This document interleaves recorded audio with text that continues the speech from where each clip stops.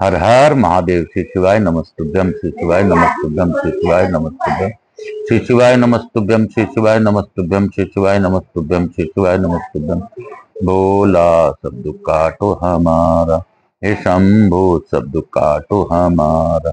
शिव शंकर जपूं तेरी माला, बाबा भोला जपूं तेरी माला के भोला, सब दुख काटो हमारा। हे विश्वनाथ सब दुख काटो हमारा। हे काशीपति आदिनाथ सब दुख काटो हमारा। हे भोलेनाथ सब दुख काटो हमारा। हे भोला सब दुख काटो हमारा। मैं प्रथम पूज्य देव गणपति गणेश जी महाराज, लक्ष्मी जी महाराज, रिद्धि सती शुभलाभ जी महाराज को धन्यवाद देता हूँ। प्रथम पूज्य देव गणपति गणेश जी महाराज का आह्वान करता हूं तथा उनसे प्रार्थना करता हूं कि इस कथा स्थल पर पधार कर आवाज समझ देवी देवताओं को आने का मार्ग दें और स्कंद महापुराण की इस अद्भुत कथा को करवाकर मुझे सभी ईश्वरों, सभी देवताओं से आशीर्वाद दिलवाने में सहायता प्रदान करें। मैं अपने भोलेनाथ मैया पार्वती से अनुरोध करता हूं कि आप गौर मिंदौरा का आसन ग्रहण करें और इस कथा का श्रवण कर हम सभी को कृतार्थ करें, आशीर्वाद प्रदान करें। मैं स्कंद कुमार स्कंद देव से भी अनुरोध करता हूं कि आप भावपूर्वक इस कथा का श्रवण कर हम लोगों को आशीर्वाद प्रदान करें और इस अद्भुत कथा का लाभ सबको दें और इसका फल प्राप्ति सभी को कराएं। मैं यहाँ के स्थान देवता, वास्तु देवता, ग्राम देवता, क्षेत्रपाल देवता, समस्त देवी देवताओं को वंदन करते हुए आज की कथा प्रारंभ करता हूं और बाबा भोलेनाथ का स्मरण करते हुए बाबा भोलेनाथ से धन्यवाद देता हूं कि हे बाबा, आप सभी का कल्याण करें, मुझसे कोई भी भूल हो रही हो तो क्षमा करें और इस अद्भुत कथा को करवा कर हमें कृतार्थ करें। हे महादेव, कोई भी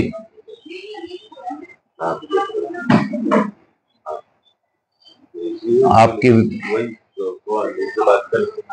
कल हम लोगों ने भागवत महात्म को पूर्ण किया था, आज हम लोग आगे की कथा करेंगे।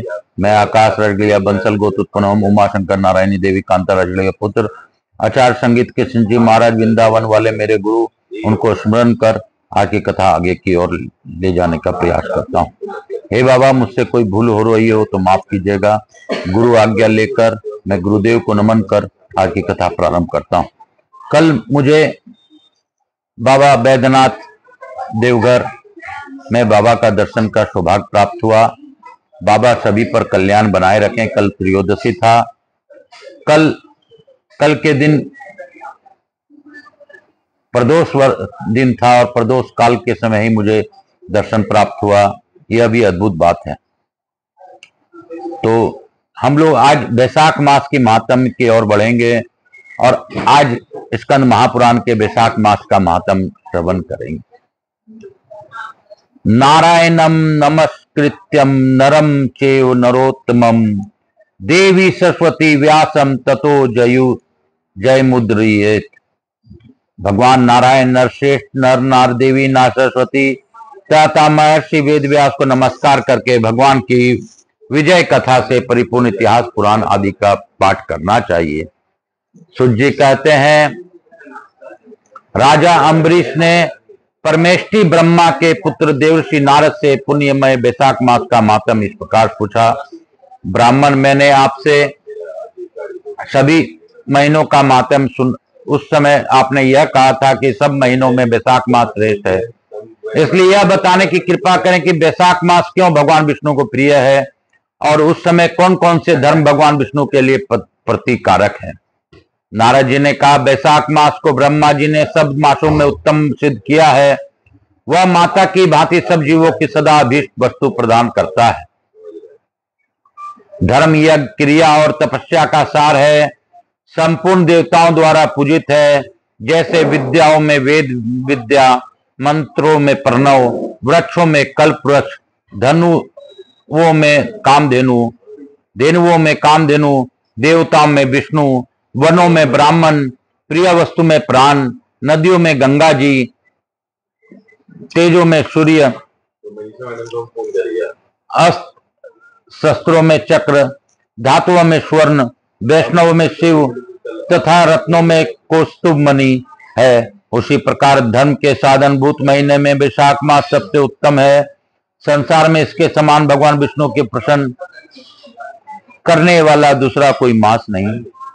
जो वैशाख मास के सूर्योदय से पहले स्नान करता है उससे भगवान विष्णु निरंतर प्रीति करते हैं। आप तभी तक गरजते हैं जब तक जीव वैशाख मास में प्रातः काल जल में स्नान नहीं करता। राजन, वैशाख के महीने में सब तीर्थ आदि देवता तीर्थ के अतिरिक्त बाहर के जल में भी सदैव स्थित रहते हैं। भगवान विष्णु की आज्ञा से मनुष्य का कल्याण करने के लिए ये सूर्योदय से लेकर 6 दंड के भीतर तक वहां मौजूद रहते हैं। वैशाख के समान कोई मास नहीं है, सतयुग के समान कोई युग नहीं है, वेद के समान कोई शास्त्र नहीं है और गंगा जी के समान कोई तीर्थ नहीं है। जल के समान दान नहीं है, खेती के समान धन्य नहीं है और जीवन से बढ़कर कोई लाभ नहीं है। उपवास के समान कोई तप नहीं, दान से बढ़कर कोई सुख नहीं, दया के समान धर्म नहीं, धर्म के समान मित्र नहीं, सत्य के समान यश नहीं, आरोग्य के समान उन्नति नहीं, भगवान विष्णु से बढ़कर कोई रक्षक नहीं। वैशाख मास से समान संसार में कोई पवित्र मास नहीं, ऐसा विद्वान पुरुषों का मत है। वैशाख श्रेष्ठ मास है, शेष साई भगवान विष्णु को सदा प्रिय है। सब दानों से जो पुण्य होता है और सब तीर्थों में जो फल होता है उसी को मनुष्य वैशाख मास में केवल जल दान करके प्राप्त कर लेता है। जो जल दान में असमर्थ है ऐसे ऐश्वर्य की अभिलाषा रखने वाले पुरुष को उचित है कि वह दूसरों के प्रबोध करे, दूसरों को जल दान का महत्व समझावे। यह सब दानों से बढ़कर हितकारी है। जो मनुष्य वैशाख में सड़क पर यात्रियों के लिए प्याऊ लगाता है वह विष्णु लोक में प्रतिष्ठित होता है। निरपश्रेष्ठ परपादान पौनशाला या प्याऊ देवताओं, पितरों तथा ऋषियों को अत्यंत प्रीति देने वाला है। जिसने प्याऊ लगाकर रास्ते के थके मांदे मनुष्यों को संतुष्ट किया है उसने ब्रह्मा, विष्णु और शिव और आदि देवताओं को संतुष्ट कर लिया है। राजन, वैशाख मास में जल की इच्छा रखने वाले को जल, छाने वाले को छाता, पंखे की इच्छा रखने वाले को पंखा देना चाहिए। राजेंद्र, जो प्यास से पीड़ित महात्मा पुरुषों के लिए शीतल जल प्रदान करता है वह उतने ही मास से 10,000 राजसूय यज्ञों का फल प्राप्त करता है। धूप और परिश्रम से पीड़ित ब्राह्मण को जो पंखा डुलाकर हवा करता है वह उतने ही मास से निष्पाप होकर भगवान के पार्षद हो जाता है। जो मार्ग से थके हुए श्रेष्ठ द्विजों को वस्त्र से भी हवा करता है वह उतने से ही वह मुक्त हो जाता, भगवान विष्णु का सायुज प्राप्त कर लेता है। जो शुद्ध चित्त से ताड़ का पंखा देता है वह सब पापों का नाश करके ब्रह्म लोक को जाता है। जो विष्णु प्रिय वैशाख मास में पादुका दान करता है वह यमदूतों के तिरस्कार करके विष्णु लोक में जाता है। जो मार्ग में अनाथों के ठहरने के लिए विश्रामशाला बनवाता है उसके पुण्य फल का वर्णन किया नहीं जा सकता। मध्याह्न में आए हुए ब्राह्मण अतिथि को यदि कोई भोजन दे तो उसके फल का अनंत नहीं है। राजन, अन्नदान मनुष्यों को तत्काल तृप्त करने वाला है, इसलिए संसार में अन्न के समान कोई दान्य नहीं है। जो मनुष्य मार्ग में थके हुए ब्राह्मण के लिए आश्रय देता है उसके पुण्य फल का वर्णन किया जा सकता है।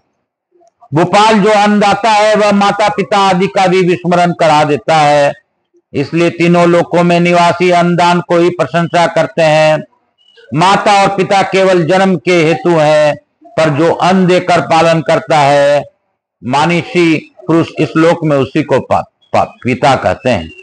बोलो शंकर भगवान की जय, बोलो कृष्ण भगवान की जय, बोलो मेरे महादेव की जय, बोलो स्कंद महापुराण की जय, बोलो विष्णु भगवान की जय। काल हर, दुख हर, दारी धर, कष्ट हर, हर महादेव।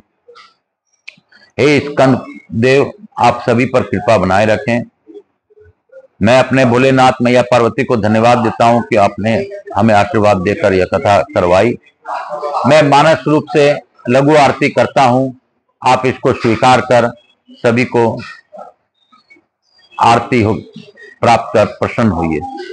कपूर गौरम करुणावतारम संसार सारम भुजगेंद्रहारम सदा वसंतम हृदयारविंदे भवम भवानी सहितम नमामि।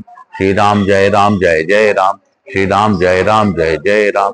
ओम नमो भगवते वासुदेवाय, वासुदेवाय मेरो वासुदेवाय। ओम नमो भगवते वासुदेवाय, वासुदेवाय कृष्णचंद्राय। ओम नमो भगवते वासुदेवाय। मैं गुरु आज्ञा लेकर भोलेनाथ का मनन करते हुए आज की कथा को यहीं पे विराम देता हूं। सर्वप्रथम गणेश जी महाराज, लक्ष्मी जी महाराज ने रिद्धि सिद्धि शुभ लाभ कुबेर जी महाराज से अनुरोध करता हूं कि हमारे यहाँ निवास रहकर अखंड कृपा बनाए रखें। आवाई समझ देवी देवताओं को धन्यवाद देता हूं। आप सभी लोगों को आशीर्वाद प्रदान कर अपने स्थान को गमन करें, पुनः बुलाने पर पधार कर हमें आशीर्वाद प्रदान करें।